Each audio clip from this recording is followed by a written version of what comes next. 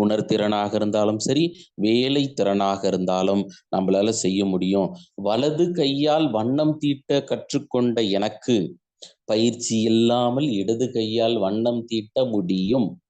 வலது கையால் எழுத கற்றுக்கொண்ட எனக்கு இடது கையால் எழுத முடியும். இதுதான் சார். அப்போ கண்டிப்பா இது என்ன சார்னாக்கா டிரான்ஸ்ஃபர் ஆஃப் லேர்னிங். அப்ப அந்த டிரான்ஸ்ஃபர் ஆஃப் லேர்னிங்ல சோரென்சன் என்ன சொல்றாரு பாருங்களா, அறிவு அதே தான், சிந்தனை திறன் இங்க அறிவுன்றாரு. அதுக்கடுத்து பயிற்சி, அதுக்கடுத்து ஹேபிட், பழக்க வழக்கங்கள். ஏன்னா நம்ம என்ன ஹேபிட்டை வந்து லேர்ன் பண்ணியிருக்கிறோமோ ஒரு சுச்சுவேஷன்ல, அப்படியே இந்த ஹேபிட்டை அடுத்த சுச்சுவேஷன்ல நம்ம அப்ளை பண்ணுவோம் சார். கவனிச்சிருக்கலாம். அந்த பழக்கம் என்ன நமக்கு பழக்கம் இருக்கிறதோ அந்த பழக்கம் அப்படியே அடுத்த சூழ்நிலையில நம்ம அப்ளை பண்ணுவோம். அறிவு, பயிற்சி, பழக்க வழக்கங்களை ஒரு சூழ்நிலையிலிருந்து மற்றொரு சூழ்நிலைக்கு மாற்றி பெறுவது தான் பயிற்சி மாற்றம் அப்படின்னு ரென்சன் சொல்றாரு. அப்போ நீங்க சிந்தனை திறன், உணர்திறன், வேலை திறன் இதை மையப்படுத்தி வரையறை சொன்னது யாருன்னா க்ரோ மற்றும் க்ரோ. ரென்சன் என்ன பண்ணாருன்னா அறிவு, பயிற்சி, பழக்கம். அப்போ நாலேஜ், பிராக்டிஸ், ஹேபிட்.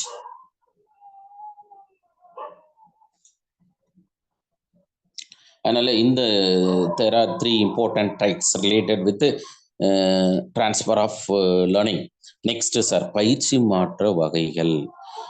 இப்போ நம்ம பயிற்சி மாற்றம் எப்படி வந்து கற்றல் வளைகோட்டை 3 வகையா பிரிச்சோமோ அதே மாதிரி பயிற்சி மாற்றத்தையும் 3ஆ பிரிச்சோம் sir. Anybody?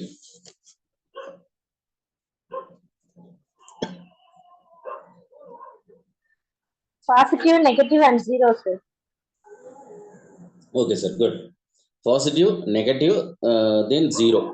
Zero otherwise called neutral அப்படின்னா சொல்லலாம் சார். நியூட்ரல்னாலும் ஜீரோனாலும் ஒன்று. சூனிய பயிற்சி. யூஸ்வலா அது சூனியன்றது தமிழ் படிச்சுறது தவறு தான். சுழின்னு வேணா சொல்லலாம். சுழின்னு வேணா சொல்லலாம். அது ஏன்னா சில தமிழ் புக்கில் சூன்ய அப்படின்னு எழுதியிருக்கிறாங்க. அந்த வேர்டு வந்து ஏற்புடையது அல்ல அப்படின்னு எடுத்துக்கலாம். சரி சார். இப்போ நம்ம நேர் பயிற்சி மாற்றம் இதை நம்ம படிக்கும்போதே ஈஸியாக புரிஞ்சுட்டு இருக்கோம் சார். Positive transfer. இப்போ பாசிட்டிவ் டிரான்ஸ்ஃபர் முதலில் கற்ற செயல் புதிய செயலை கற்பதற்கு உதவி செய்தல். அதுக்கு பேர் நேர்மறை பயிற்சி மாற்றம். நம்ம கூட ஜுவாலஜியில் இன்ட்ராக்ஷன் படிச்சிருப்போம் சார். மியூச்சுவலிசம், கமென்சாலிசம், பாராசிட்டிசம் படிச்சிருப்பீங்க காம்படிஷன்லாம். அப்படியே அந்த பாயிண்ட்டுங்களாம் இங்கே ரிலேட் பண்ணி பாருங்களேன், ஈஸியாக இருக்கும். இங்க என்னன்னாக்கா நம்ம பாருங்க, முன்னர் கற்ற பாடம் எடுத்துக்காட்டாக முன்னர் கற்ற பாடம் பின்னர் கற்ற பாடத்துக்கு அப்படின்னா என்ன, தற்போது படிக்கக்கூடிய பாடத்திற்கு உதவி செஞ்சா அதுக்கு பேரு நம்ம கற்றல் மாற்றம் அப்படின்னு எடுத்துக்கலாம் சார். எடுத்துக்காட்ட பாருங்களேன், சைக்கிள் ஓட்ட கற்றுக்கொண்டவருக்கு கண்டிப்பா மோட்டார் சைக்கிள் ஓட்டுறதுக்கு உதவியா இருக்கும். ஏன்னா சைக்கிள் பேலன்ஸ் பண்ண தெரியும் போது கண்டிப்பா மோட்டார் சைக்கிளே பேலன்ஸ் பண்ண முடியும். என்ன ஒண்ணு, வேகமா போறத எப்படி குறைக்கிறது. ஒருத்தருக்கு ரொம்ப வேகமாக ஓட்ட தெரிஞ்சாலும் ரொம்ப மெதுவாக ஓட்ட தெரிஞ்சாலும் அவர் பர்ஃபெக்டாக டிரைவ் பண்ணுறாரு அப்படின்னு எடுத்துக்கலாம். இல்லை சார் எனக்கு மெதுவாக ஓட்டவே வராது அப்படின்னா இன்னும் பயிற்சி எடுக்கணும். இல்லை சார் எனக்கு வேகமாக தான் ஓட்ட வரும், மெதுவாகவே ஓட்ட வராது அப்படின்னாலும் அவங்களும் பயிற்சி எடுக்கணும் இல்லை. அப்போ இதை பொறுத்தளவு என்ன அப்படின்னா அந்த சைக்கிள் ஓட்ட கற்றுக்கொண்ட பயிற்சி.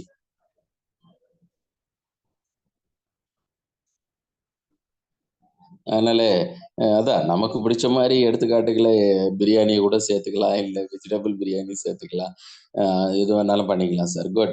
டென்னிஸ் கற்றுக்கொண்டவருக்கு பூப்பந்தாட்டம். இல்லை டென்னிஸ் விளையாட்டு சேர்ந்துன்னா கண்டிப்பாக பேட்மிண்டன் வந்து ஈஸியாக தான் இருக்கும். இல்லை அப்படின்னா நமக்கு நேரடியாக கணிதத்தில் தேர்ச்சி பெற்றால் கண்டிப்பாக இயற்பியல் பாடம், வேதியியல் பாடத்தில் திறன் பெற்றவர்களாகத்தான் இருப்பாங்க.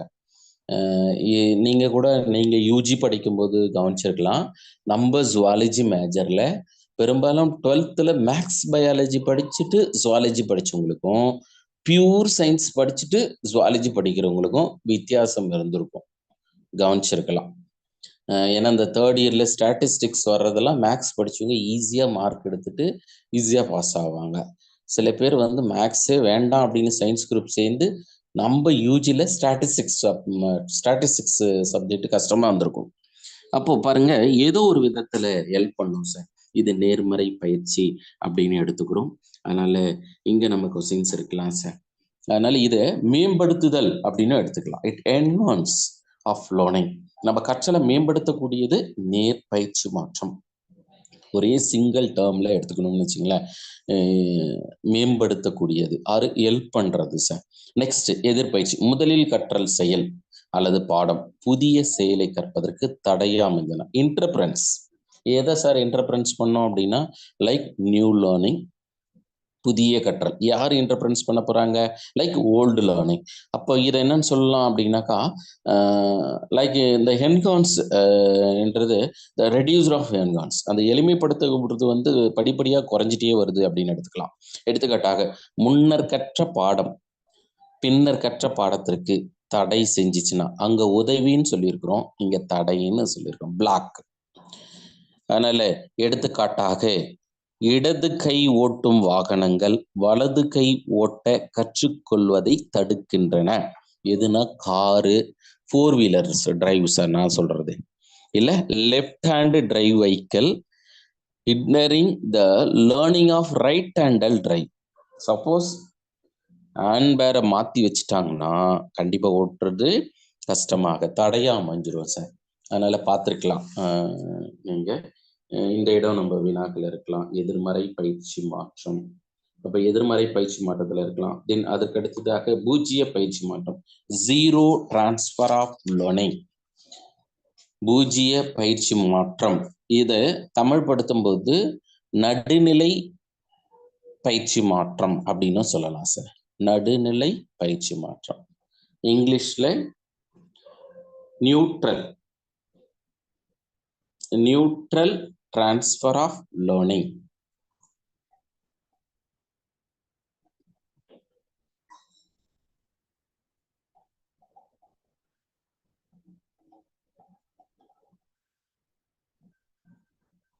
இது சுழி கற்றல். அதான் சில தமிழ் புக்கில் சூனியன்றதுன்றதால நம்மளும் சூனிய பயிற்சி மாற்றம் அப்படின்னு எழுத வேண்டிய கட்டாயம். அதனால முதலில் கற்ற செயலானது புதிய செயலை கற்பதற்கு உதவியும் செய்யல அல்லது தடையும் இல்லை, ரெண்டும் சேர்ந்தது அப்படின்னு எடுத்துக்கலாமா? எப்படி நம்ம positive acceleration curve, negative acceleration curve இது ரெண்டும் சேர்ந்தது எஸ் டைப் அப்படின்னு படிச்சோமோ அதே மாதிரி positive transfer of learning, negative transfer of லேர்னிங்ன்றது பூஜ்ஜியம்.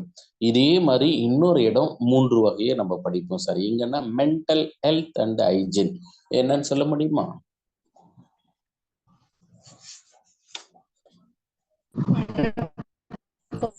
முன்னோக்கு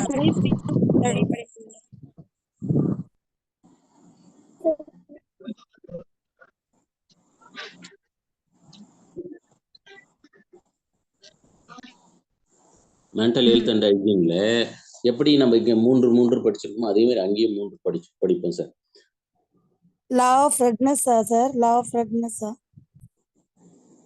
மென்டல் ஹெல்த் அண்ட் ஹைஜீன், மனநலமும் மனநலவியல்.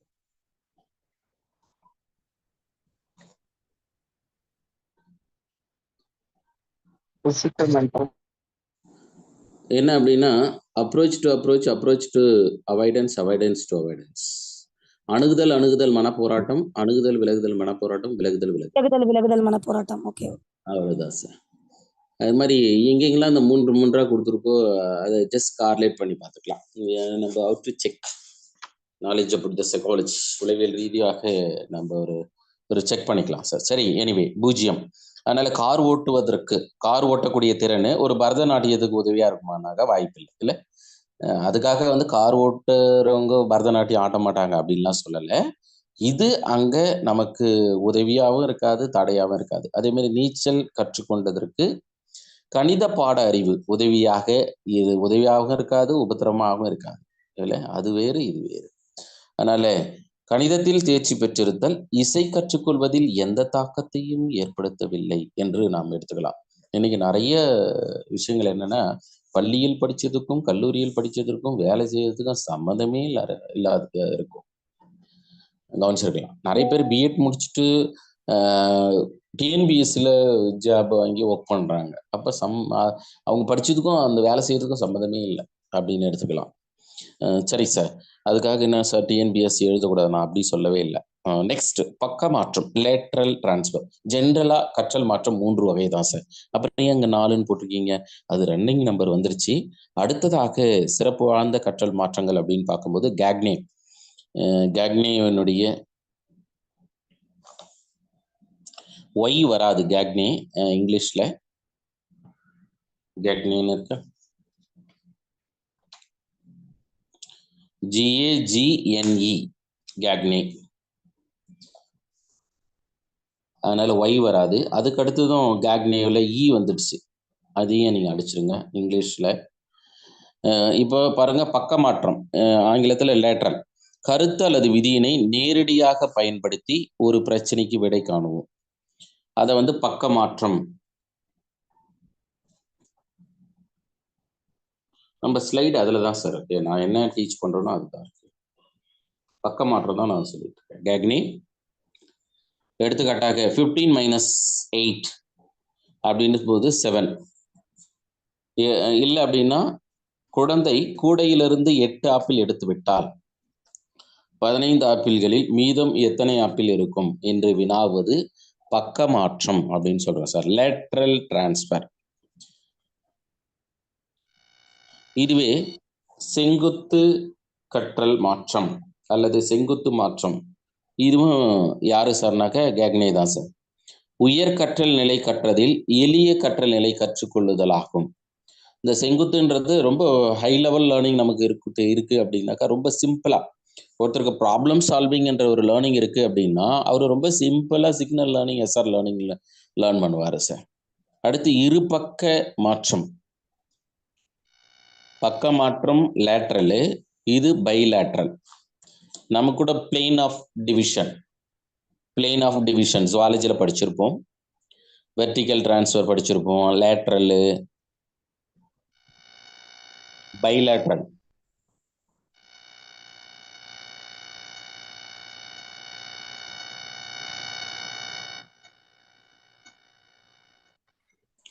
இருபக்க கற்றல் மாற்றம்.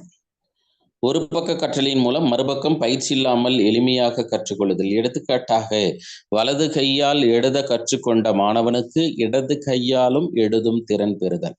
நமக்கு ஒரு டைம் எடுத்துக்காட்டு என்ன கேட்டிருந்தாங்கன்னா, வலது கையால் வண்ணம் தீட்டு தெரிந்த ஒருவருக்கு பயிற்சி இல்லாமல் இடது கையால் வண்ணம் தீட்டிக் கொள்கிறார் என்றால் அது என்ன வகையான கற்றல் மாற்றம் அப்படின்னு கேட்டு ஆப்ஷன் ஏவில் லேட்ரல் அப்படின்னு போட்டாங்க, பியில் வெர்டிக்கல்னு இருந்தது, சியில் வந்து பைலேட்ரல் அப்படின்னு இருந்தது, டியில் சீக்வென்ஷியல் அப்படின்னு இருந்தது சார். சரியான ஆன்சர் பைலேட்ரல். அதுக்கடுத்து வரிசைகரமான மாற்றம் சீக்வென்ஷியல். பெரும்பாலுமான ஒரு லேர்னிங் என்னவா இருக்கு அப்படின்னா சீக்வென்ஸ் ஆர்டராக இருக்கும்.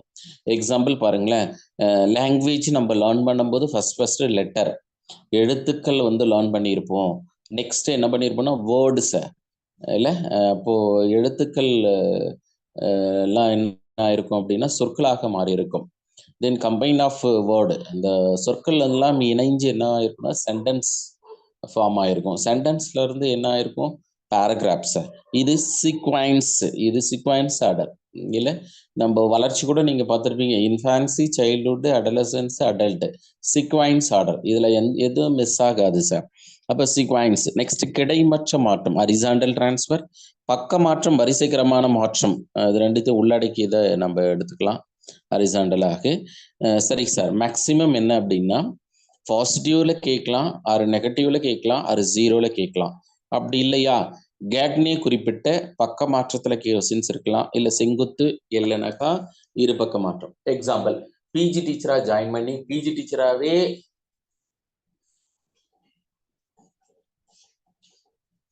ரிட்டையர்ட் ஆனாங்க அப்படின்னா அதெல்லாம் நம்ம லேட்ரல் அப்படின்னு சொல்லுவோம் சார்.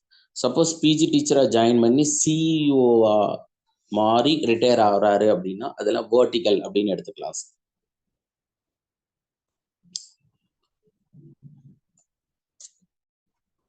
தென் பயிற்சி மாற்ற கோட்பாடுகள். நமக்கு ப்ரீவியஸ் இயர் கொஸ்டின் பேப்பர்ல பயிற்சி மாற்ற கோட்பாடுகள்ல இருந்து மேக்சிமம் கொஸ்டின் கேட்டிருக்காங்க. முதல்ல என்னெல்லாம் முதல்ல பயிற்சி மாற்றம்னா என்னன்னு நமக்கு ஒரு புரிதல் இருந்தது. இதுல கோட்பாடுகள், ஒவ்வொரு சைக்காலஜிஸ்டுங்க கோட்பாடுகளை சொல்றாங்க. அதுல முதலாவதா பாருங்களேன், தியரி ஆஃப் மென்டல் டிசிப்ளின், உள பயிற்சி கோட்பாடு.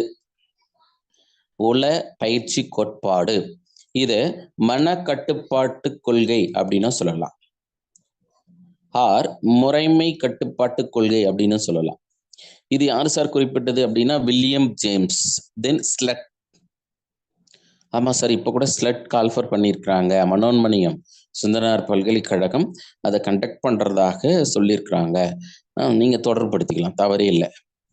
இது படிப்படியாக அதனுடைய முக்கியத்துவத்தை இழந்து விட்டது. அதனால் இது என்னன்னு சொல்லணும்னா, உளப்பயிற்சி கோட்பாடு it's one of the theory of mental டிசிப்ளின்றது oldest theory in transfer of learning. உளப்பயிற்சி கோட்பாடு.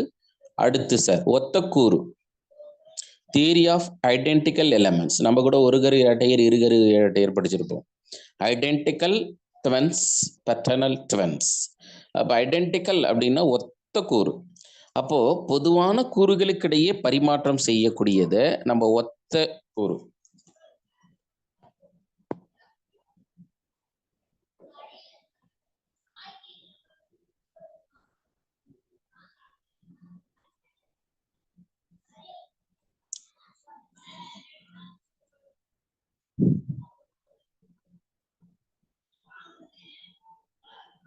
ஒத்தக்கூறு தியரி ஆஃப் ஐடென்டிக்கல் எலமெண்ட்ஸ் 1901. ஒரே மாதிரியான கூறுகள் இரண்டு வேறுபட்ட பாடங்களுக்கு இருக்கும். அதில் நம்ம ஒத்தக்கூறு அப்படின்னு எடுத்துக்கலாம். இதை உருவாக்கியது யார் அப்படின்னா இஎல் தாண்டேக். நம்ம அவருடைய கற்றல் கோட்பாடு பார்க்க போகிறோம். அதே மாதிரி வுட்வொர்த், இவர்கள் தான் சார். அப்போ இங்கே என்ன ஆயிடுச்சு அப்படின்னாக்கா, எடுத்துக்காட்டா நமக்கு ஜுவாலஜி படிச்சதால பாட்னி ஈஸியாக இருக்கும். அப்போ பாட்னிலையும் ஜுவாலஜிலும் பெரும்பாலான விஷயங்கள் வந்து ஒத்து காணப்படும் சார், கவனிச்சிருப்பீங்க. அதனால அதுவும் இதுவும் நமக்கு ஒத்து போகிறதுக்கான வாய்ப்பாக இருக்கு. இப்போ என்ன எதை பார்க்குறோம் அப்படின்னா ஒத்தக்கூறு கோட்பாடை பார்க்குறோம் sir, theory of identical elements. Then பொது விதி கோட்பாடு. பொது விதி கோட்பாடு. அப்போ பொது விதி கோட்பாடுன்றது தியரி ஆஃப் ஜெனரலைசேஷன் அல்லது அனுபவத்தை பொதுமைப்படுத்தும் விதி.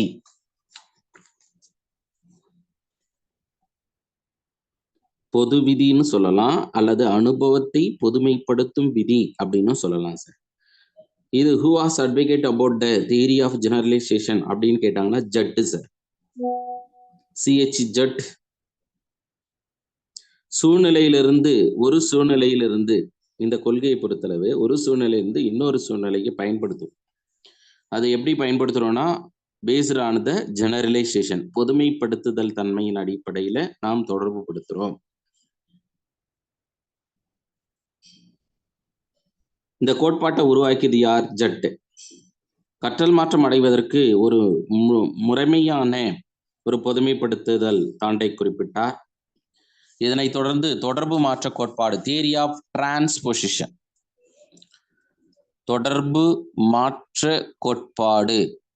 இந்த கோட்பாட்டை உருவாக்கியவர்கள் யாருன்னா ஜென்ரலா கெஸ்டால்டிஸ்ட் அப்படின்னு சொல்லுவோம். கெஸ்டால்டிஸ்ட் முழுமை காட்சியல் கோட்பாட்டாளர்கள். அப்போ தொடர்பு மாற்ற கோட்பாடு பொறுத்தளவு பொருளுணர்ந்து கற்றால்தான் பயிற்சி மாற்றம் நிகழமே தவிர நெட்டுரு செய்வதால் அல்ல. நெட்டுரு செய்தல்னா ஆங்கிலத்துல என்னன்னு சொல்லுவோம்? நெட்டுரு செய்வதால் அல்ல. Very good sir. ரோட் மெமரின்ற பார்த்தீங்களா, அதுதான் நெட்டுரு அப்படின்னு சொல்றோம். பயிற்சி மாற்றத்தின் அடிப்படை தொடர்பு மாற்றம் என்றும் கெஸ்டால்ட் அறிஞர்கள் கருதுகிறார்கள். தொடர்பு மாற்ற கோட்பாட்டுல தொடர்பு மாற்ற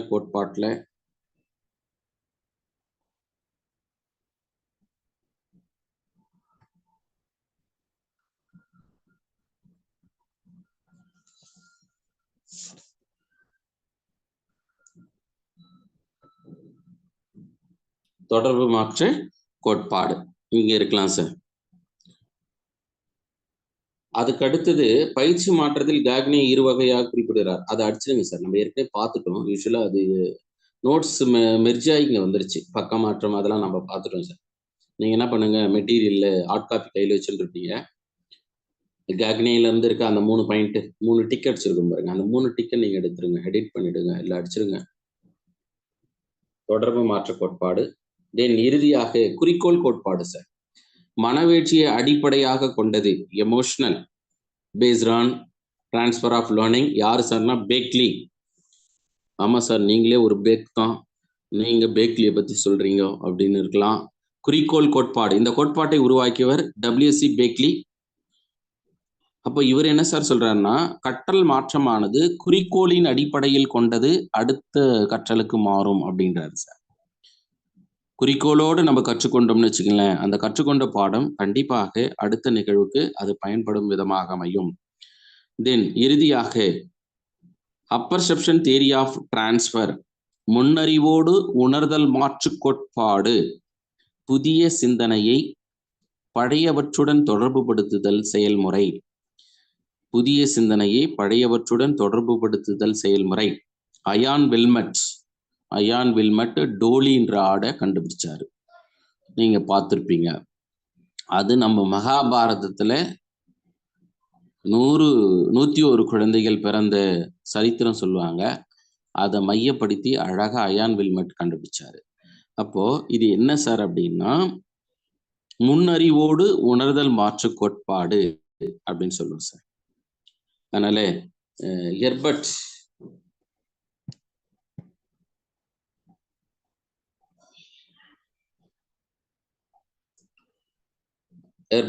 இக்கோட்பாட்டை வலியுறுத்ததாக சொல்லப்படுது. எது? முன்னறிவோடு உணர்தல் மாற்று கோட்பாடு.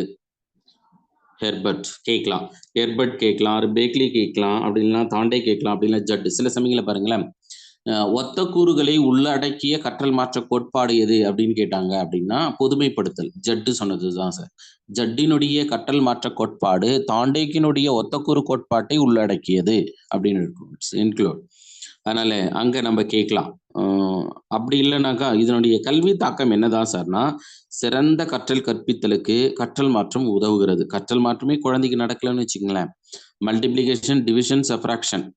இப்போ எனக்கு அடிஷன், டிவிஷன், சப்ராக்ஷன், மல்டிப்ளிகேஷன், கூட்டல், கழித்தல், வகுத்தல் தெரிஞ்சாதான் தென் மேத்தமேட்டிக்கல் ப்ராப்ளத்தை என்னால் சால்வ் பண்ண முடியும் இல்லை.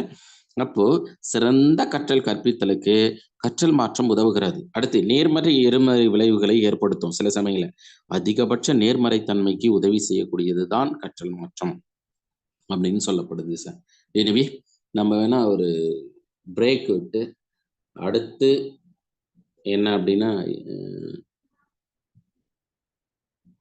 கற்றல் கோட்பாட்டை பத்தி நம்ம பார்ப்போம். வேணா பிரேக் வேணா ஒரு 10 minutes எடுத்துக்கிறீங்களா? Yes sir. சரிங்க சார். இப்போ சரியான டைம் என்ன சார்னாக்கா 8:57.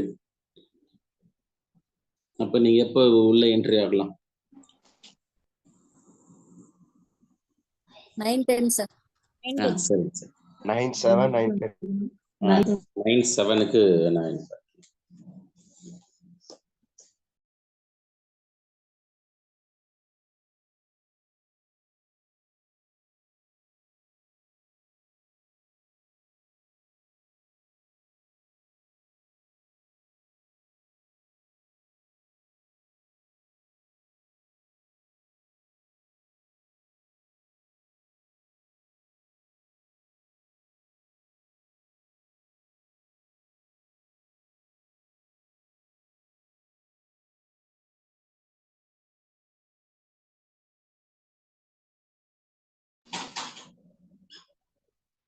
எனவே நம்ம அதுக்கு அடுத்ததாக நம்ம கற்றல் பார்வை அல்லது கற்றல் மாற்றம் முழுவதுமா பார்த்துட்டோம். அதே மாதிரி கற்றல் வளைகோட பார்த்துருக்குறோம்.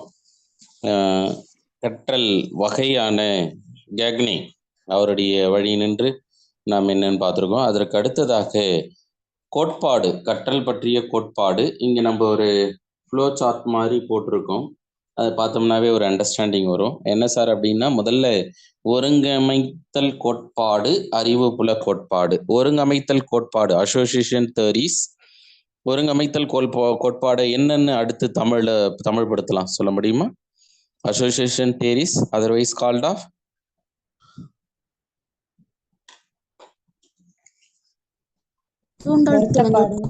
தூண்டல் துலங்கல். Very good. தூண்டல் துலங்கல் கோட்பாடுன்னு சொல்லலாம். அப்படின்னா நடத்தை சார் கோட்பாட்டாளர்கள் அப்படின்லாம். அப்போ ஒருங்கமைத்தல் கோட்பாடு அசோசியேஷன். அதனால ஃபர்ஸ்ட் நமக்கு பாவ்லோ. நான் இந்த பேஜ் தான் சார் நடத்துறேன்.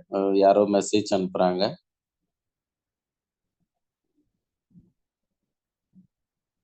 அதனால இந்த இடத்துல நமக்கு ஒருங்கமைத்தல் கோட்பாடு அசோசியேஷன் தேரிஸ் பாவ்லோ அவருடைய தேரி கொடுத்துருக்குறாங்க, ஸ்கின்னரு, தாண்டேக்கு, ஹல்லு, கத்ரி. இப்போ இவர்கள் எல்லாம் எதனோடு தொடர்பு இருக்கு அப்படின்னா அசோசியேஷன் தேரிஸ் ஆர் பிஹேவியரிஸ்ட் தேரி. நடத்தையியல் சார் கற்றல் கோட்பாட்டாளர்கள் பாவ்லோ, ஸ்கின்னர், தாண்டேக், ஹல்லு, கத்ரி. நெக்ஸ்ட் அறிவுசார் கற்றல் கோட்பாட்டாளர்கள் கோலர், கார்ட் லேவின், தென் டோல்மன். கெஸ்டால்ட் பெரும்பாலான முழுமை காட்சி கோட்பாட்டாளர்கள் அனைவரும் முழுமை காட்சி கோட்பாட்டாளர்கள், அறிவு புல கோட்பாட்டாளர்கள் அப்படின்னு சொல்லலாம். அங்க ஸ்பெல்லிங் மிஸ்டேக் இருக்கு, கோன்னு போட்டிருக்கு, கோட்பாடுகள். அதுக்கு அடுத்ததாக இப்போ நம்ம இந்த ஏரோ மார்க் ஏன் கொடுத்துருக்கோம் அப்படின்னா, சப்போஸ் இந்த கோட்பாட்டோடு தொடர்புடையவர்கள் யார் அப்படின்னு, ஒன்று நடத்தைச்சார் கற்றல் கோட்பாட்டாளர்கள், இரண்டாவதாக அறிவுசார் கோட்பாட்டாளர்கள், மூன்றாவது என்ன அப்படின்னா சமூக கற்றல் கோட்பாட்டாளர்கள். சமூக கற்றல் கோட்பாட்டாளர் என்றவர் யாருன்னு சொல்ல முடியுமா? சமூக கற்றல் கோட்பாடு குட் லேவின் என்றவரு அறிவு புல கற்றல் கோட்பாடு sir. Very good. Albert Bandura வந்து சமூக கற்றல் கோட்பாடு இங்க இல்ல. நீங்க என்ன பண்ணுங்க, ஏரோ மார்க் போடுங்க சார். ஃபர்ஸ்ட் ஏரோ மார்க்ல இருக்கிறது association theories or behavioural theories. Second field theories or gestalt theories.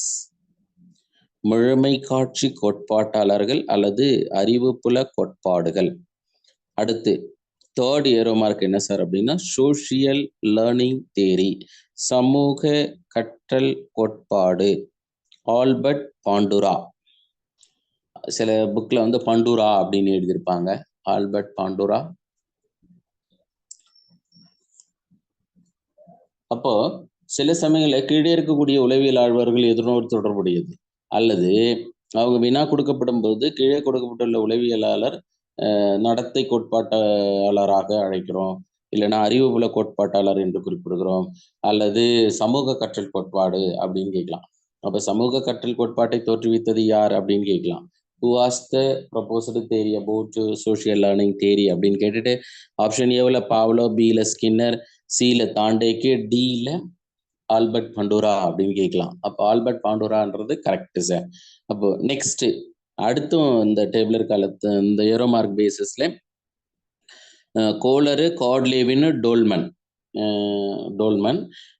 டோல்மன்னா sign learning theory, Kurt Lewin அப்படின்னா ஃபீல்டு தேரி, கோலர்னா இன்சைட் லேர்னிங் தேரி. இது நம்ம பார்த்தோன்னே கண்டுபிடிப்போம்.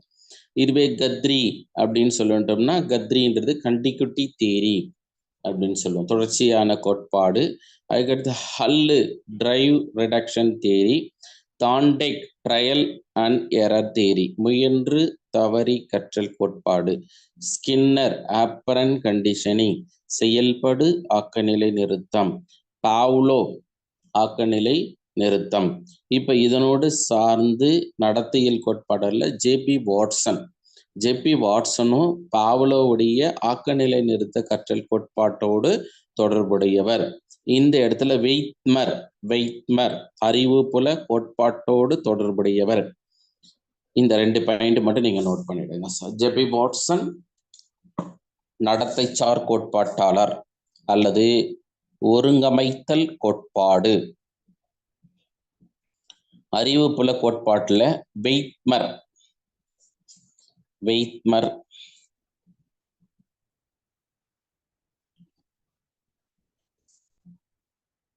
அப்ப கற்றல் கோட்பாடுல சில சமயம் ரொம்ப எளிமையா கற்றல் கோட்பாடை வினாவாக அமைச்சு அந்த கோட்பாட்டை முன்மொழிந்தது யார் அப்படின்னு கேட்குறாங்க. ப்ரொபவுண்டட் அப்படின்ற ஒரு ஆங்கில வேர்டை கொடுத்து சில சமயங்கள அட்வொகேட் அபவுட், அது விளக்கியது யார், அதை பற்றி விளக்கியது யார் அப்படின்னு கேட்குறாங்க. அப்படி பார்க்கும்போது ஜென்ரலா நமக்கு ஒரு அண்டர்ஸ்டாண்டிங். பாவ்லோ அப்படின்னா classical conditioning, Skinner operant conditioning, Thorndike SR learning theory, Hull drive reduction theory, Guthrie contiguity theory, Then Cord Levin, field theory. Dolman, sign learning theory. Pavlo, ஆக்கநிலை நிறுத்தம். ஸ்கின்னர், செயல்படு ஆக்கநிலை நிறுத்தம். தாண்டெக், தூண்டல் துலங்கல் கற்றல் கோட்பாடு. ஹல்லு, உந்த குறைப்பு கோட்பாடு. கத்ரி, தொடர்ச்சியான கற்றல் கோட்பாடு. கோலர், உட்காட்சி வழி கற்றல். கார்ட் லீவின், அறிவுப்புல கற்றல் கோட்பாடு. டோல்மன், குறியிட்டு கற்றல் கோட்பாடு. இப்போ இந்த ஆஸ்பெக்ட்ல இருக்கலாம் சார். இப்போ டீட்டெயிலா 1 by 1 பாருங்களேன். ஃபர்ஸ்ட், பாவ்லோவின் ஆக்கநிலை நிறுத்தம். எல்லோருக்கும் பாவ்லோ எப்படி ஆராய்ச்சி பண்ணாரு அப்படின்னு தெரியும். நமக்கு கூட ஜுவாலஜில பாவ்லோ பத்தி படிச்சிருக்கோம் சார். அதனால பாவ்லோல பாருங்க, கிளாசிக்கல் கண்டிஷனிங், இத வலுவூட்டம் இல்லா தூண்டல் துலங்கல் கோட்பாடு அப்படின்னு அழைக்கலாம். இட்டு வரணும் தமிழ்ல, வலுவூட்டம்.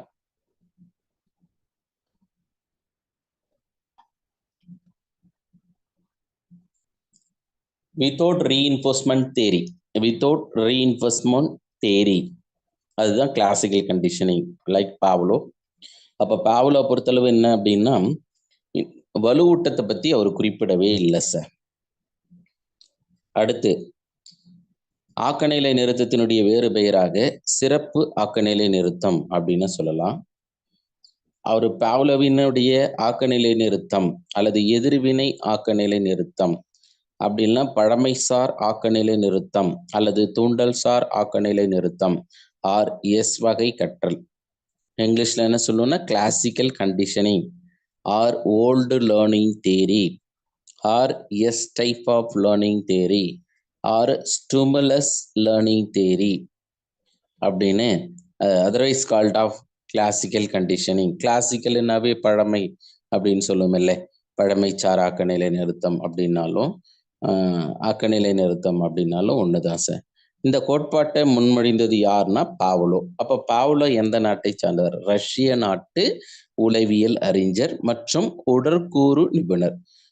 ஒரு பிசியாலஜிக்கல் அனாட்டமிக்கல் பார்த்திருப்போம், உடற்கூறு நிபுணராக இருந்தாரு. அதனால உளவியல் அறிஞர்லேயே முதல்ல 1904 நோபல் பிரைஸ் பெற்றது யார் அப்படின்னா பாவ்லோ சார். சைக்காலஜிஸ்ட்ல நோபல் பிரைஸ் பெற்றது. இதுவே இந்திய நாட்டில் கல்வியலுக்காக நோபல் பிரைஸ் பெற்றது யார் அப்படின்னு நமக்கு தெரியும், தெரிஞ்சுங்க சொல்லலாம் sir. Tagore sir. Very good, Rabindranath Tagore. Gitanjali என்ற நாவலுக்காக ரவீந்திரநாத் தாகூர் நோபல் பிரைஸ் பெற்றார் சார். அதே மாதிரி சைக்காலஜில இவர் யூஸ்வலா சைக்காலஜின்ற ஃபீல்டுக்காக நோபல் பிரைஸ் வாங்கல.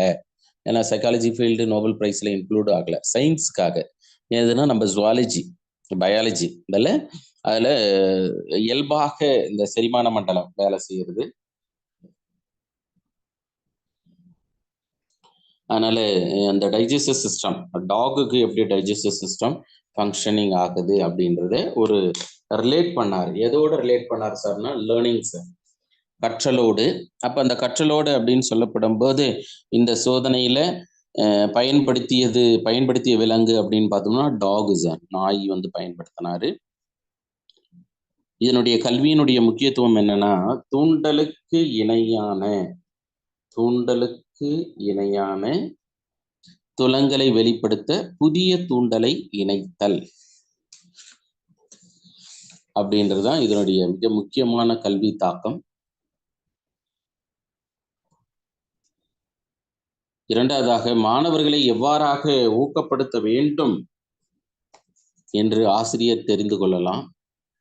பெரும்பாலான மனவீழ்ச்சி துலங்கள் ஆக்கநிலை நிறுத்த வழியிலேயே கண்டறிந்தல் என்று சொல்லப்படுது. அதனால இந்த சோதனை பாருங்க, 1 2 3 அப்படின்னு சொல்லிட்டு ரன்னிங் நம்பர் கொடுத்துட்டோம். அது ரன்னிங் நம்பர் ஆயிடுச்சு. ஆனா 1 2 3 தான், 3 தான் சார். 1 ஆக்கநிலை நிறுத்தம் தோன்றுவதற்கு முன்பு, 2 ஆக்கநிலை நிறுத்தம் தோன்றுதல், 3 ஆக்கநிலை நிறுத்தம் தோன்றியதற்கு பின்பு. இங்கே நீங்க டேபிளர் காலம் பார்த்துருக்கலாம். யூஸ்வலா டேபிளர் காலத்துல அப்படி 4 ஸ்ப்ளிட் பண்ணிட்டாங்க. யூஸ்வலா 3 தான் sir. Before conditioning, during conditioning, after conditioning 3 படிநிலை தான். அப்ப பாவ்லோவினுடைய ஆய்வு எத்தனை படிநிலை அப்படின்னு கேட்டாங்கன்னா 3 படிநிலை சார். 1 ஆக்கநிலை நிறுத்தம் தோன்றுவதற்கு முன்பு, 2 ஆக்கநிலை நிறுத்தம் தோன்றுதல், 3 ஆக்கநிலை நிறுத்தம் தோன்றியதற்கு பின்பு. Before conditioning, during conditioning, after conditioning. இப்ப பிஃபோர் கண்டிஷனிங்ல பாருங்க, ஃபுட் எடுத்துக்கிட்டீங்க அப்படின்னா அன்கண்டிஷனல் ஸ்டிமுலஸ், கட்டுப்படுத்தப்படாத தூண்டல். அதுக்கு என்ன ஆகுதான்? Unconditional response, UCR. UCS results of UCR. சில சமயம் ஷார்ட் ஃபார்ம் கூட கேட்டலாம் சார். அன்கண்டிஷனல் ஸ்டிமுலஸ், கட்டுப்படுத்தப்படாத தூண்டல்னு தமிழ் படுத்தணும் இல்ல? அப்படி தமிழ் படுத்தாம சில சமயங்கள யூசிஎஸ் அப்படின்னு சொல்லலாம். அப்ப யூசிஎஸ் மூலமா என்ன வரும்? யூசிஆர். யூசிஎஸ் அப்படின்னு அன்கண்டிஷன் ஸ்டிமுலஸ் ரிசல்ட்ஸ் ஆஃப் அன்கண்டிஷன் ரெஸ்பான்ஸ். இது பிஃபோர் கண்டிஷனிங். உணவை பார்த்தா இயல்பாக உமிழ்நீர் சுரத்தல். நீங்க படத்தை பார்த்த உடனே தெரியும் உமிழ்நீர் சுரக்குது. ஏன் உமிழ்நீர் சுரக்குது அப்படின்னா உணவை பார்த்ததால. அடுத்து பெல்லு, மணி ஓசையை கொடுத்தாங்க, உமிழ்நீர் சுரந்துச்சா அப்படின்னா இல்ல sir. No salivation. Ringing of bell or making sound from bell. அந்த பெல்ல வந்து சத்தத்தை வந்து ஒலியை எழுப்பப்பட்டது. அதனால இதை நியூட்ரல் ஸ்டிமுலஸ் அப்படின்னு சொல்லுவோம். ஆர் கண்டிஷனடு ஸ்டிமுலஸ், கட்டுப்படுத்தப்பட்ட தூண்டல். இதுக்கு என்ன ஆயிடுச்சு? நோ கண்டிஷனடு ரெஸ்பான்ஸ், கட்டுப்படுத்தப்பட்ட துலங்கல் வரல அப்படின்னா absence of salivation or no salivation, உமிழ்நீர் சுரக்கல சார். அப்ப முதல்ல பாருங்க, உணவை பார்த்த உடனே உமிழ்நீர் சுரந்தது, மணி ஓசையை எழுப்பினாரு, உமிழ்நீர் சுரக்கல. அதுக்கு அடுத்தது மணி ஓசை எழுப்பினாரு, அதுக்கடுத்து உணவு வழங்கினாரு, உமிழ்நீர் சுரந்தது. இதே மாதிரி same experiment conducting again and again, மீண்டும் மீண்டும் இதே ஆய்வை செஞ்சுக்கிட்டே இருந்தாரு சார். அப்படி செஞ்சுட்டே இருக்கும்போது ஆஃப்டர் கண்டிஷனிங், ஆஃப்டர் கண்டிஷனிங்ல என்னாச்சுன்னா conditioned stimulus results of conditioned response or unconditioned response இல்ல. அழகா என்ன ஆயிடுச்சுன்னா மணி ஓசைக்கு யாரு? இந்த டாகு உமிழ்நீர் சுரக்க ஆரம்பிச்சிடுச்சு.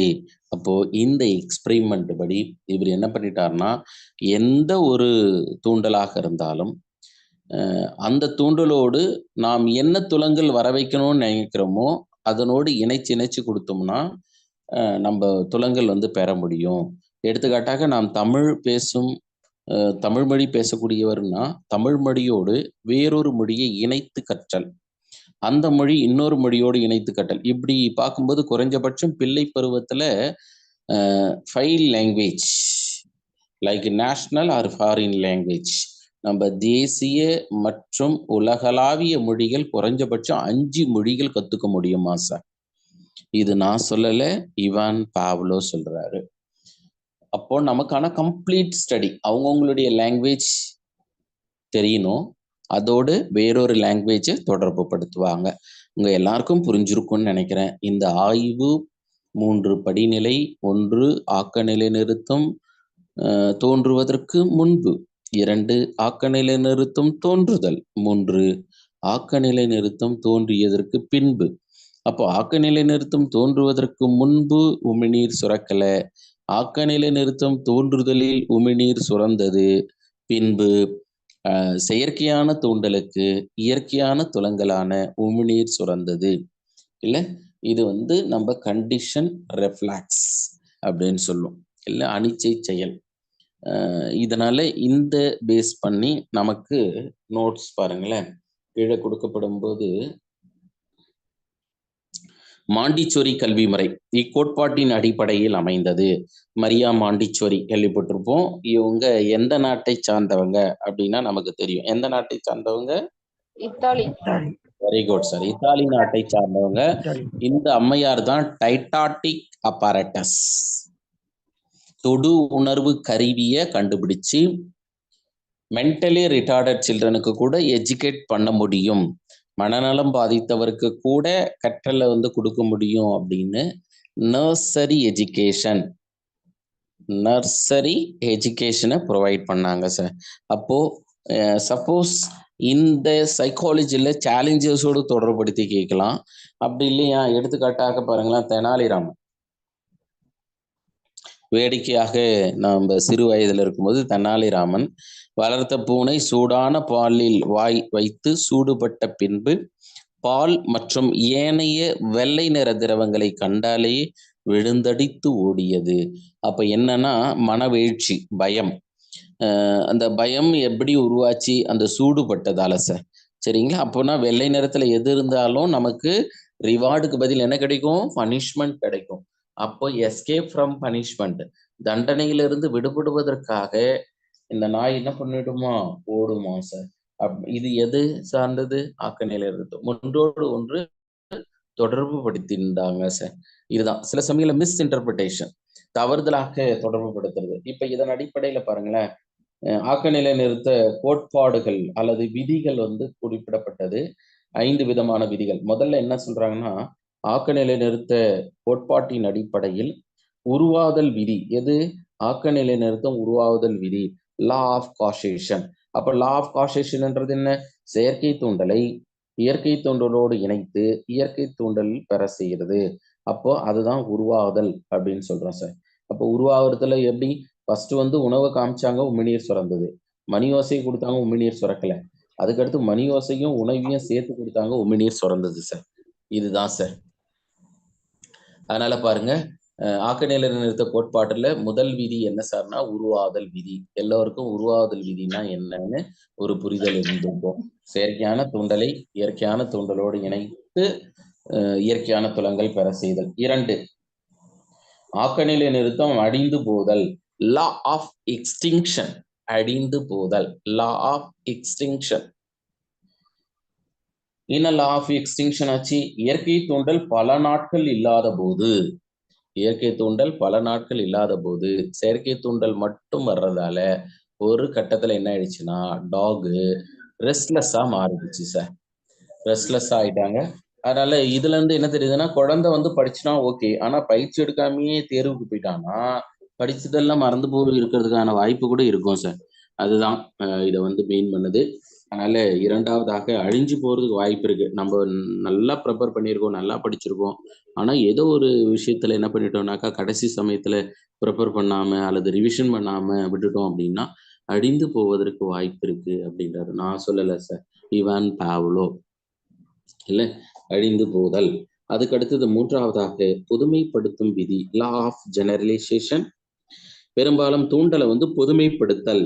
எடுத்துக்காட்டாக பாருங்களேன், பாம்பின் மீது பயம் கொண்டவர் பாம்பு மாதிரி உருவம் கொண்டதை பார்த்தால் கூட பயப்படுவாங்க சார்.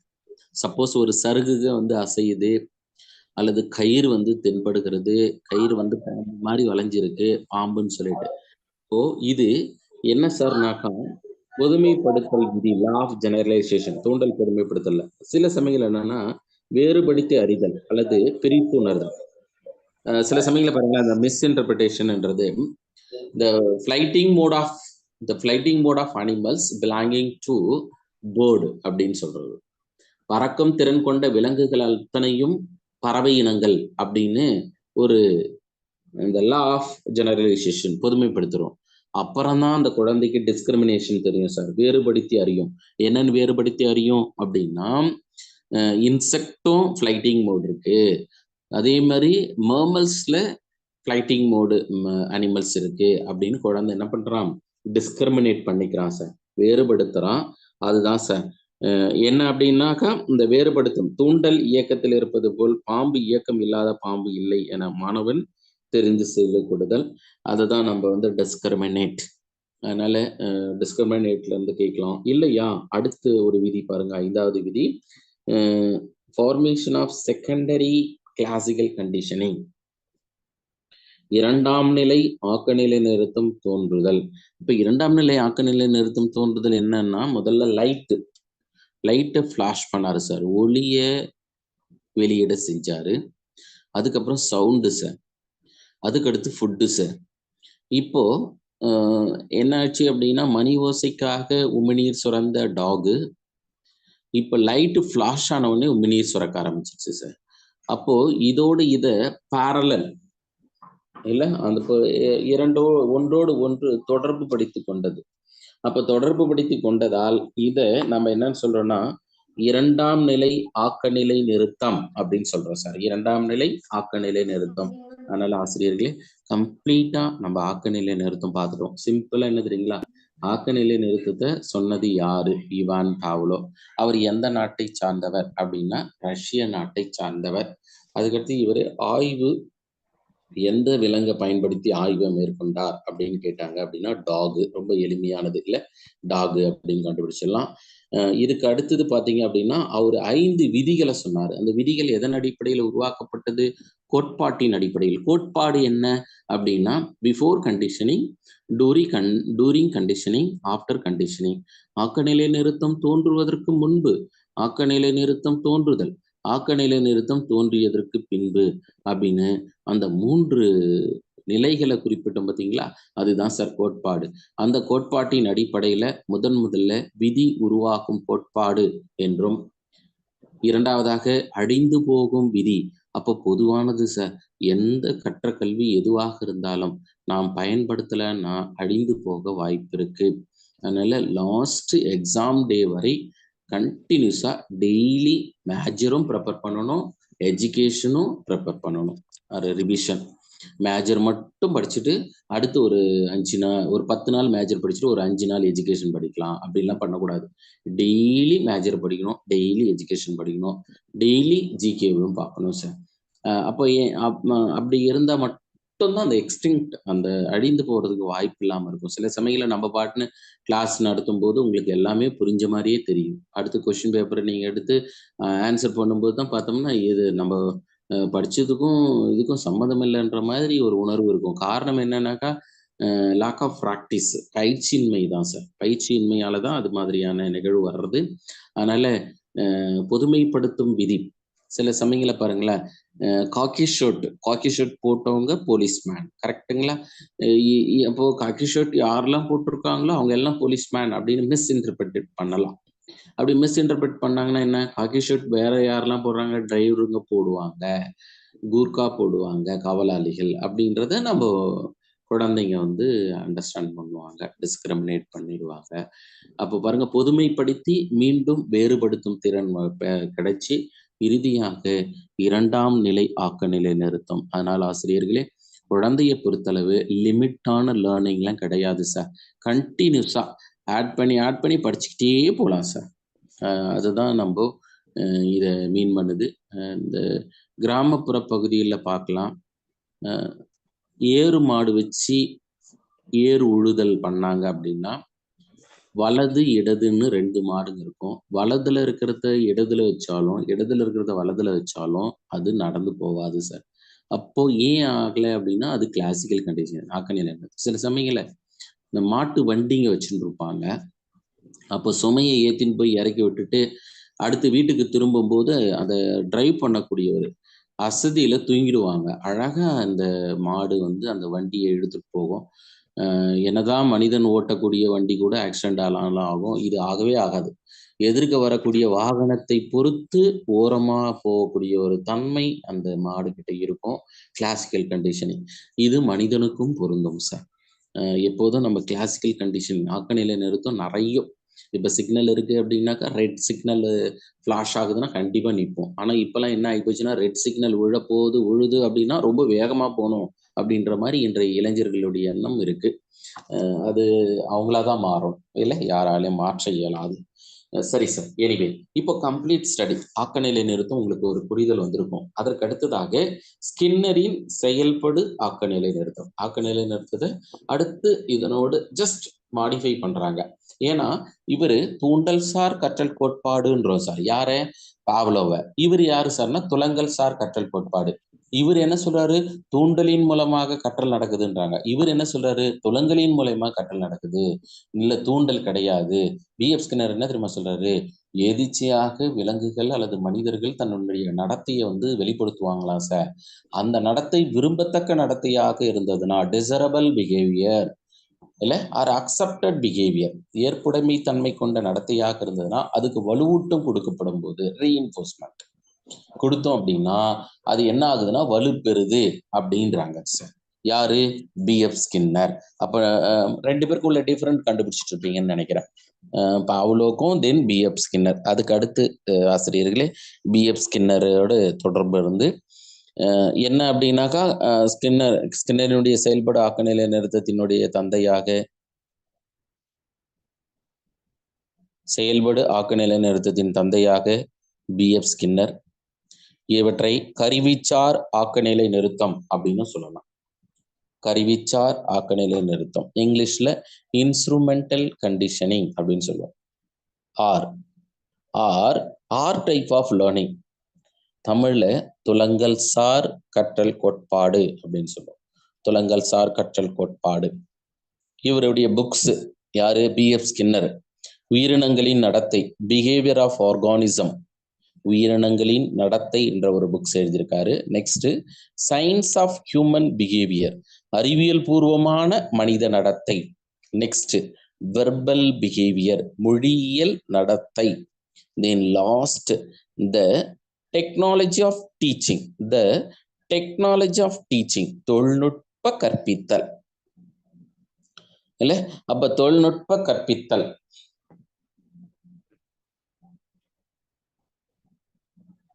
சில சமயங்கள பாருங்க, இந்த செயல்படு ஆக்கநிலை நிறுத்தத்தினுடைய வேறு பெயராக வலுவூட்டல் கோட்பாடு, ரீஇன்ஃபோர்ஸ்மெண்ட் தியரி. அப்ப அங்க என்ன? வலுவூட்டம் இல்லாத கற்றல் கோட்பாடு சார். எது? பாவ்லோவுடைய ஆக்கநிலை நிறுத்தம். கண்டுபிடிச்சிட்டு இருப்பீங்கன்னு நினைக்கிறேன். பாவ்லோவுடைய ஆக்கநிலை நிறுத்தம் என்பது வலுவூட்டம் இல்லாத கற்றல் கோட்பாடு.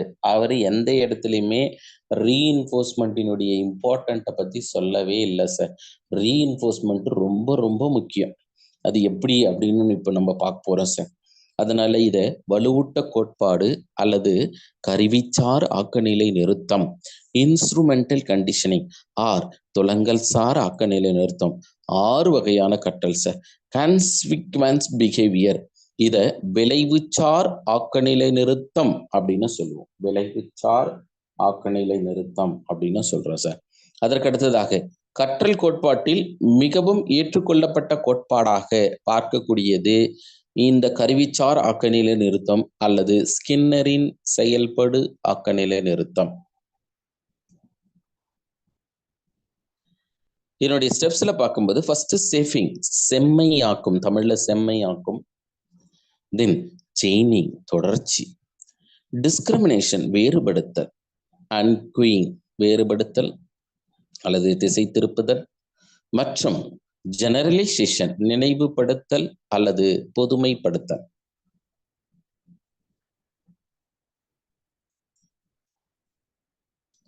இவர் சோதனையில பாருங்க, சோதனையில பயன்படுத்தியது எதுனாக்கா எலி, புதிர் பெட்டி. இதோடு விலங்குல பார்க்கும்போது புறாவையும் பயன்படுத்தினார் சார். பிஜியனையும் இவர் தன்னுடைய ஆய்வில் பயன்படுத்தினார். அதே மாதிரி எலியையும் பயன்படுத்தினார், ராட்டு. அந்த பாக்ஸ் வந்து ஸ்கின்னரின் puzzle box or Skinner box, ஸ்கின்னரின் புதிர் பெட்டி. இந்த சோதனையில பரிசு மற்றும் தண்டனை மூலமாக தேவையற்ற நடத்தையை, அன்டிசரபிள் பிஹேவியர் மற்றும் தேவையான நடத்தை டிசரபிள் பிஹேவியரை செம்மையாக்கம் பண்ண முடியும், அது சேவ் பண்ண முடியும்ன்றாரு சார். இல்ல இப்ப பாருங்களேன், டிசரபிள் அப்படின்றது தேவையான நடத்தை அல்லது ஏற்றுக்கொள்ளப்பட்ட நடத்தைக்கு திரும்ப திரும்ப நம்ம ரிவார்டு கொடுத்து அதே செயலை திரும்ப திரும்ப செய்வாங்க. அதுக்கடுத்து அன்டிசரபிள் பிஹேவியர், தேவையற்ற நடத்தைக்கு தண்டனை கொடுத்தோம் அப்படின்னா கண்டிப்பா படிப்படியாக குறைஞ்சிரும். இது நான் சொல்லல சார், பிஎஃப் ஸ்கின்னர் சொல்றாரு. இல்ல அப்ப ஒரு குழந்தை படிக்கலன்னு அடிக்க கூடாது. என்ன சார் அப்படியே சொல்றீங்க, இப்படியே சொல்றீங்க? ஏன்னா அறிவு சார்ந்த விஷயத்துக்கு சொல்லல.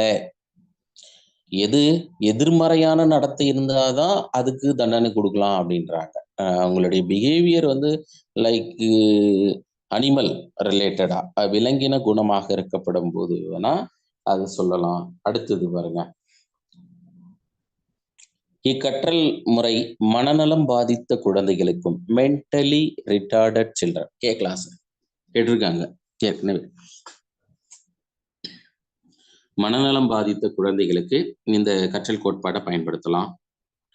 எடுத்துக்காட்டாக, அந்த குழந்தை உணவு அருந்த கற்றுக்கொள்ளும், உடை அணிகிறது, உடற்கழிவை எவ்வாறாக வெளியேற்றுறது, லைக் டாய்லெட் ட்ரைனிங் அப்படின்னு கேள்விப்பட்டிருப்போம். இது மாதிரி செஞ்சுட்டோம்னு வச்சுக்கலாம், அந்த குழந்தை அவங்க வேலை அவங்களே செஞ்சுக்குவாங்க சார். கண்டிப்பா அப்போ நம்ம பிஎஃப் ஸ்கின்னருடைய எஜுகேஷன் எந்த அளவுக்கு ஒரு ஏற்றுக்கொள்ளக்கூடிய ஒரு கற்றல் கோட்பாடாக. அடுத்ததாக, செயல்படு ஆக்கநிலை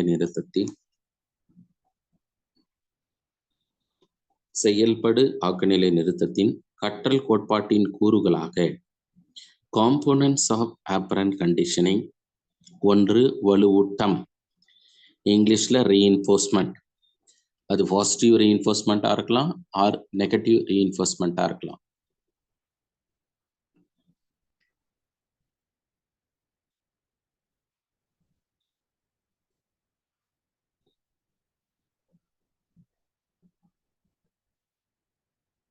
ரீஇன்ஃபோர்ஸ்மெண்ட் சுற்றுச்சூழலில் செயல்படும் எந்த ஒரு செயலில் உள்ள நடத்தை குறிக்கப்படுறது வந்து மன செயல்கள் அப்படின்னும்.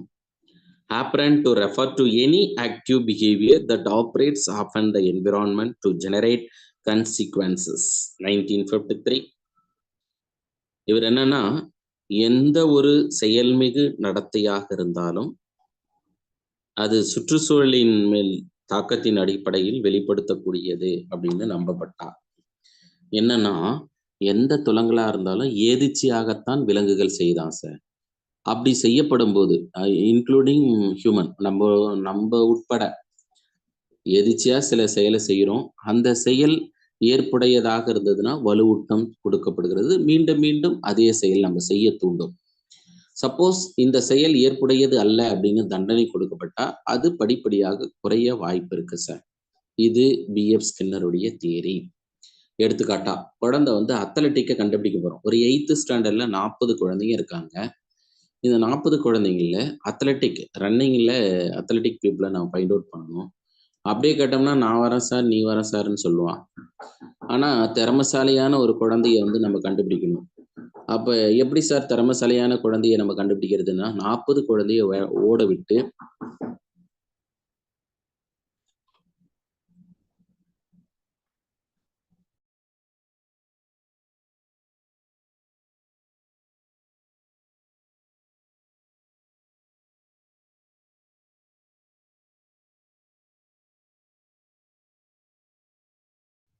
Sir, voice கேக்கலைங்க sir.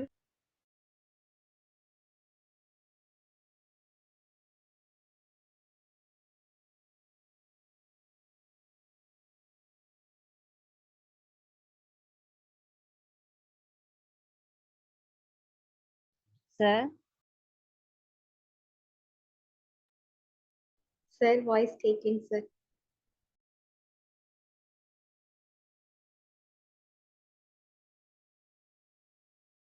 சார் மைக் ஆஃப்ல இருக்கு.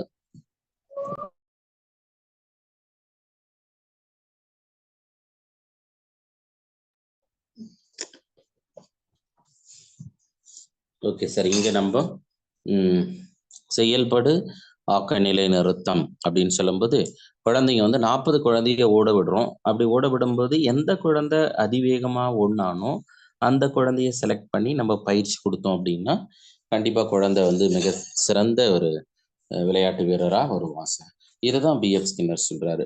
எடுத்துக்காட்டா 1330 குறள் உலக பொதுமறையாக பார்க்கக்கூடிய திருக்குறள். முதல்ல கேரளாவில் ஒரு குழந்தை தான் இந்த திருக்குறளை மெமரியா சொன்னாங்க. அப்ப அந்த குழந்தை எப்படி இதை மெமரைஸ் பண்ணாங்க அப்படின்னு கேட்கும்போது, அந்த குழந்தை வந்து ஒரு திருக்குறள் சொன்னாங்க அப்படின்னா 10 ரூபாய் தருவாராம் அவருடைய parent.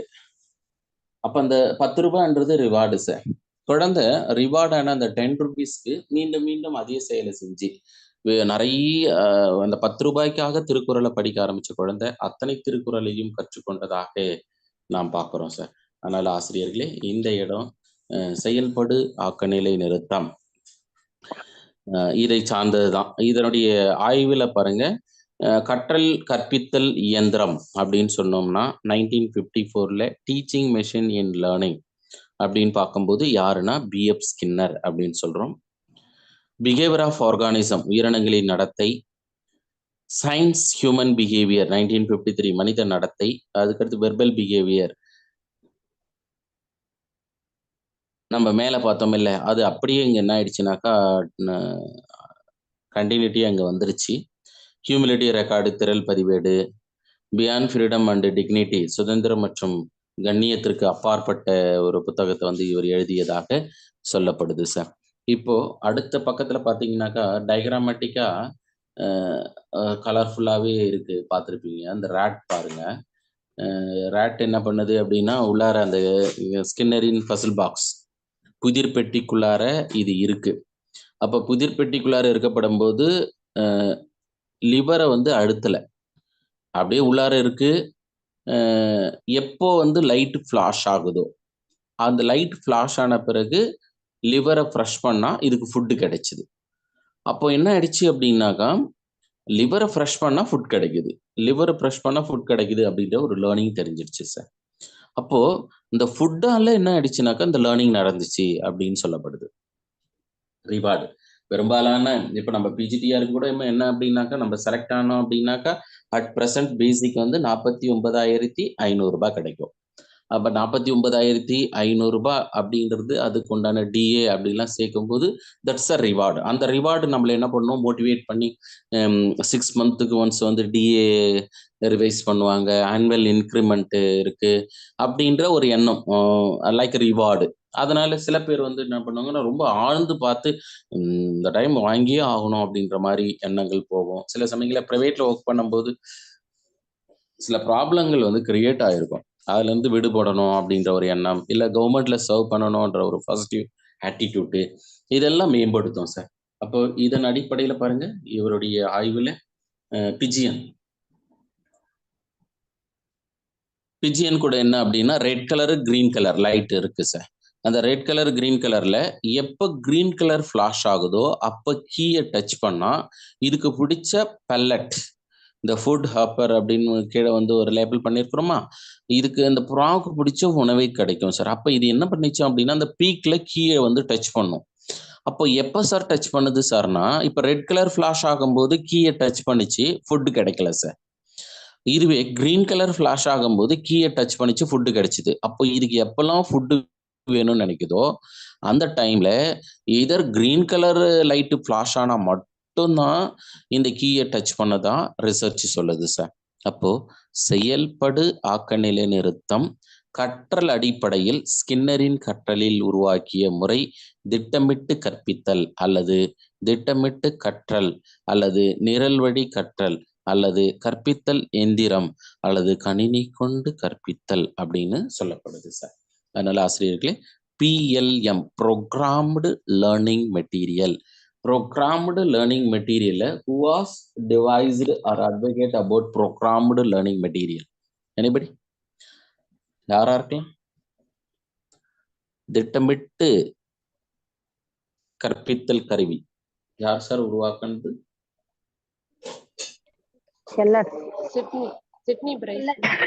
Good sir, Sidney L Pressey. Sidney L Pressey என்றவர் உருவாக்குனாரு. அதுக்கு அடுத்ததாக இது 2 வகையாக பிரிக்கப்பட்டது சார். ஒன்று என்ன சொல்லுவாங்கன்னா லீனியர் ப்ரோக்ராம்டு மெட்டீரியல், இன்னொன்று பிரான்ச்டு ப்ரோக்ராம்டு மெட்டீரியல்.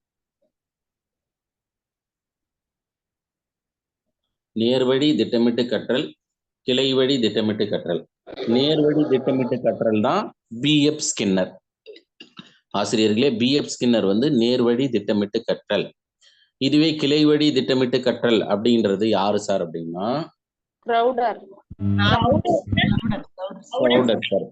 அப்ப பாருங்க பிஎல்எம் அப்படின்னு எடுத்துக்கணும்னா சிட்னி எல் பிரேசே. இதுல லீனியர் பிஎல்எம் என்றது Sidney L Pressey, PRESSAY, Sidney L Pressey. BF Skinner linear.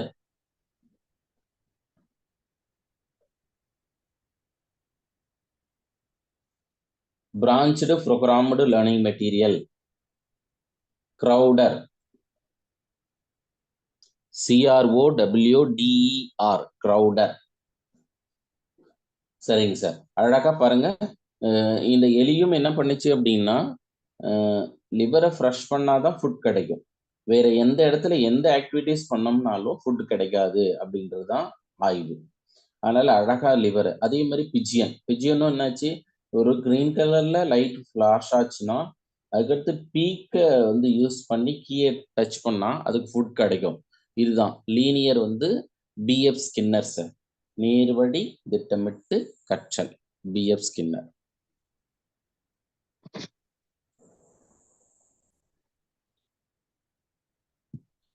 அதற்கு அடுத்து இவர் ஷெட்யூல் வந்து குறிப்பிட்டாரு சார். 4 ஷெட்யூல் சொல்லியிருந்தாரு.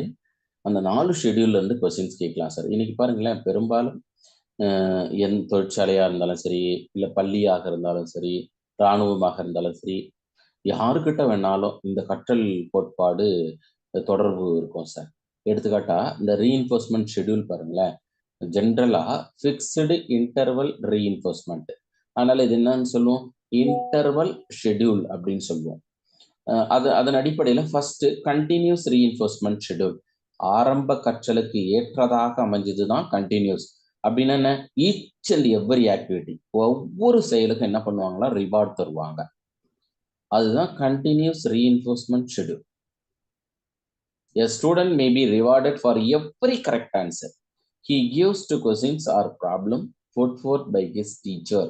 ஆசிரியர் மாணவரின் ஒவ்வொரு கற்றலுக்கும் அல்லது அடைவுக்கு பின்பும் வலுவூட்டம் வழங்கப்படுறத continuous reinforcement schedule. Second, fixed ratio reinforcement schedule, நிலையான விகித முறை.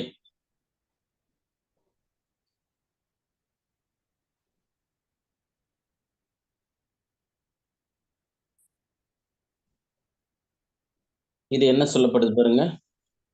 This schedule is used to some factories and by employees of casual workers or laborers where wages are paid on the place a work basis. வேலை திறனின் அடிப்படையில் fix பண்ணிக்குவாங்க நிலையான விகித முறை.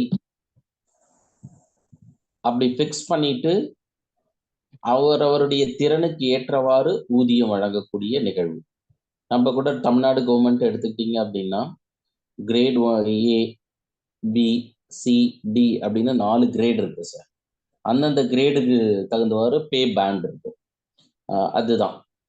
தென் இன்டர்வல் ஷெட்யூல், இந்த variable interval reinforcement, fixed interval reinforcement அப்படின்னு 3, 4ன்னு இருக்குங்களா. இது எதன் கீழ் வருகிறது அப்படின்னா ஜென்ரலா இன்டர்வல் ஷெட்யூல் அப்படின்னு சொல்லுவோம் சார். Interval schedule.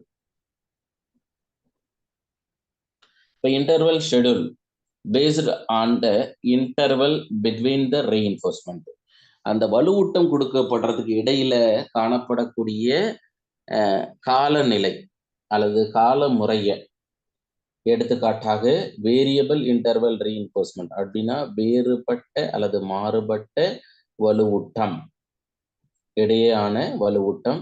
அடுத்து நிலையான விகித இடைநிலை வலுவூட்டம், எடுத்துக்காட்டாக every 3 minutes or every 5 minutes, ஒவ்வொரு 3 நிமிடத்துக்கு ஒரு முறையும் அதே மாதிரி ஒவ்வொரு 5 நிமிடத்திற்கு ஒரு முறையும் வலுவூட்டம் வழங்குறது. இப்படி வந்து ஃபிக்ஸ் பண்ணிக்குவாங்க சார்.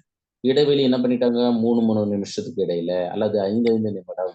அதனால இதை ஃபிக்ஸ்டு இன்டர்வல் ரீஇன்ஃபோர்ஸ்மெண்ட். சில சமயங்கள வேரியபிள் இன்டர்வல் ரீஇன்ஃபோர்ஸ்மெண்ட், சில சமயங்கள 5 minutesக்கு ஒரு டைம் இருக்கலாம், சில சமயங்கள 15 minutesக்கு ஒரு டைம் இருக்கலாம். இது வந்து இதுதான் அப்படின்னு ஃபிக்ஸ் பண்ணதா இருக்காது சார். அதனால வேறுபட்ட வேரியபிள், வேறுபட்ட நிலையில அமைச்சு இருக்க வாய்ப்பு. அதனால ஆசிரியர்களே முழுவதுமாக நம்ம செயல்படு ஆக்க நிலை நிறுத்ததை பார்த்துருக்கோம் சார். இதன் அடிப்படையில கல்வி தாக்கம் என்ன, சுய கற்றலை இது ஊக்குவிக்குது சார். ஏன்னா இந்த புறாவே தான் சார் கத்துண்டது, இந்த எலியே தான் சார் கத்துண்டாங்க. அவங்க கத்துண்டதின் அடிப்படையில தான் அந்த கற்றல் வந்து நிலைநிறுத்தப்பட்டது. அதனால இது என்னன்னு சொல்லுவோம்னா சுய கற்றல். இரண்டாவது பாருங்களேன், இந்த சுய கற்றலானது எப்படி மேம்பட்டதுன்னா வலுவூட்டம். 2 வலுவூட்டம். அப்போ பாருங்க, each and every teacher we should provided reinforcement there the learning. அப்ப கற்றலை சார்ந்து நாம் என்ன பண்ணணும்னா வலுவூட்டம் வழங்குதல் வேண்டும் அப்படின்றது தான். தென் 3வது சமூக எதிர்வினை நடத்தையை குறைக்க. சில சமயங்கள்ல அது எப்படி குறைக்கப்படுது அப்படின்னா தண்டனையின் மூலயமாக குறைப்பாங்க சமூக எதிர்வினை நடத்தை. அதுக்கடுத்து பதற்றத்தை குறைக்கிறது சார்.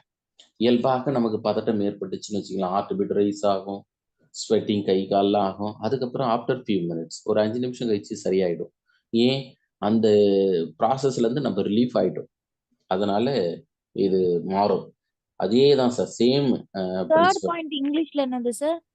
எது சார்? சமூக எதிர்வினை நடத்தை, anti social behaviour, reduce of anti social behaviour, reduce of anti social behaviour, சமூக எதிர்வினை நடத்தையை குறைத்தல். அப்படின்னா டெலிக்வன்சி அப்படின்னு கேள்விப்படுவீங்க. டெலிக்வன்சி நெறிப்பிரள், அப்நார்மல் பிஹேவியர்னு சொல்லுவோம்ல, அதை குறைக்கிறதுக்கு இந்த லேர்னிங் தியரி யூஸ் ஆகுது அப்படின்னு சொல்றாங்க.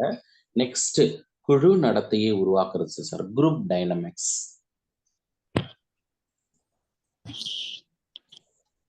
தென் அறிதிறன் செயலை உருவாக்குறது, காக்னிட்டிவ் எபிலிட்டி. அனதர் வடிவமைத்தல், சேஃபிங். நம்ம யார் என்னென்னவா உருவாகணும் அப்படின்னு எதிர்பார்க்கிறோமோ அதே மாதிரி உருவாக்க முடியும். அது எப்படி சார்னாக்கா ஸ்கின்னரினுடைய செயல்படு ஆக்கநிலை. அதுதான் செயல். என்ன செயல் வந்து நடக்கிறதோ அதை ஆக்கநிலை நிறுத்தமா மாத்துறது. அந்த செயல் நேர்மறையானதாக இருந்ததுன்னா நம்ம என்ன பண்ணோம்னா அதுக்கு வலுவூட்டம் கொடுத்து அதை நிலை பெற செய்கிறோம். சப்போஸ் அந்த செயல் எதிர்மறையானதாக இருந்ததுன்னா தண்டனையை கொடுத்து நீக்கிறோம். இது அழகா செம்மை உருவாக்கம், சேஃபிங் அப்படின்றத பிஎஃப் ஸ்கின்னரு குறிப்பிட்டிருப்பாரு சார். உங்களுக்கு புரிஞ்சிருக்கும்னு நினைக்கிறேன். இதனை தொடர்ந்து இந்த ரெண்டுக்கும் உள்ள வேறுபாடு என்ன? ஆக்கநிலை நிறுத்தத்தை பாவ்லோ கண்டுபிடிச்சாரு, செயல்பட ஆக்கநிலை நிறுத்த ஸ்கின்னரு. அவரு ரஷ்ய நாட்டை சார்ந்தவர், இவரு அமெரிக்க நாட்டை சார்ந்தவர். இவரை பொறுத்தளவு என்ன அப்படின்னாக்கா பாவ்லோ கற்றலை, இவர் ஸ்கின்னரு கற்றலை. சோதனைக்கு பயன்படுத்தியது என்னன்னா அவர் டாகை பயன்படுத்தினாரு, இவர் எலி பிஜியனை பயன்படுத்தினாரு. இது தொடர்ச்சியான விதியின் அடிப்படையில் உருவாகுது. அப்ப தொடர்ச்சியான விதியை சொன்னது யாரு? போன போக்குல கேள்வி கேட்டாரு. யார் சார்? கத்ரி. அது வந்து கண்டிக்குட்டி. Okay sir. சரியான விடை என்னன்னாக்கா தாண்டேக் சார். தாண்டேக் தான் ஆயத்த விதி, பயிற்சி விதி, விளைவு விதி சார். அப்போ பயிற்சி விதி, விளைவு விதி அப்படின்னு பாக்குறோம். இங்க நம்ம தொடர்ச்சி விதின்னு சொன்னதால மேடம் சொன்ன மாதிரி கண்டிக்குட்டி தேரி, கத்ரியுடைய கற்றல் கோட்பாட்டோட தொடர்புடையது. இது வந்து தாண்டேக்கினுடைய கற்றல் கோட்பாட்டோட தொடர்புடையது சார். எது? செயல்படு ஆக்கநிலை நிறுத்தம், விளைவு விதி அப்படின்னு சொல்றோமா, ஆயத்த விதி, பயிற்சி விதி, விளைவு விதி. விளைவு விதியை சார்ந்தது செயல்படு ஆக்கநிலை நிறுத்தம். அடுத்து யூசிஆர்ல சிஆர் கொண்டு வந்தாங்க. இங்க யூசிஆர் சிஆர் ஆனது வெவ்வேறானது. அங்க ஒண்ணுன்னு சொல்றோம், இங்க வெவ்வேறு. கற்றல் தூண்டல் அடிப்படையில, இங்க கற்றல் வந்து துலங்கல் அடிப்படையிலன்னு சொல்லப்படுது சார். அதனால இதை எஸ்ன்னு சொல்லுவோம், இதை ஆறுன்னு சொல்லுவோம். ஏற்கனவே நம்ம பிஜிடிஆர்ல கேட்டிருக்காங்க சார், 6 வகையான கற்றல் கோட்பாடு என்பது எது அப்படின்னு. அதுதான் செயல்படு ஆக்கநிலை நிறுத்தம் அல்லது வலுவூட்டுதலோடு இணைந்த கற்றல் கோட்பாடு. அதுக்கடுத்தது தூண்டல் இல்லை என்றால் துலங்கல் ஏற்படாது என்பது ஆக்கநிலை நிறுத்தம். ஆனா இங்க என்ன சார் பண்ணதுன்னா துலங்கல் இல்லை என்றால் தூண்டலே கிடையாது அப்படின்னு சொல்லப்படுது. முட்டையிலிருந்து கோழி வந்ததா, கோழியிலிருந்து முட்டை வந்ததா, அது மாதிரியான ஒரு ஆஸ்பெக்ட் தான் இங்கு கற்றல் இயந்திரமானதாக நிகழ்கிறது. இங்கு கற்றல் சிந்தனையின் அடிப்படையில் நிகழ்கிறது. இது தானியங்கி நரம்பு மண்டலம், இது மத்திய. நம்ம ஜுவாலஜின்றதால பிரச்சனையே இல்லை. அப்போ இங்க அட்டானமஸ் நர்வஸ் சிஸ்டம், இது சென்ட்ரல் நர்வஸ் சிஸ்டம். மத்திய நரம்பு மண்டலம் அறிவுசார் அப்படின்னு சொல்லுவோமா, தானியங்கி நரம்பு மண்டலம் வந்து எதிர்ச்சியாக நடக்கக்கூடிய செயல்கள் எல்லாம் இவங்க கற்றல் அப்படின்னு சொல்லிட்டு இருக்காங்க அப்படின்ற ஒரு விஷயம் சார். அப்போ பரிசு தண்டனைய மிக முக்கியமாக இங்கு குறிப்பிடப்படுகிறது. இதன் அடிப்படையில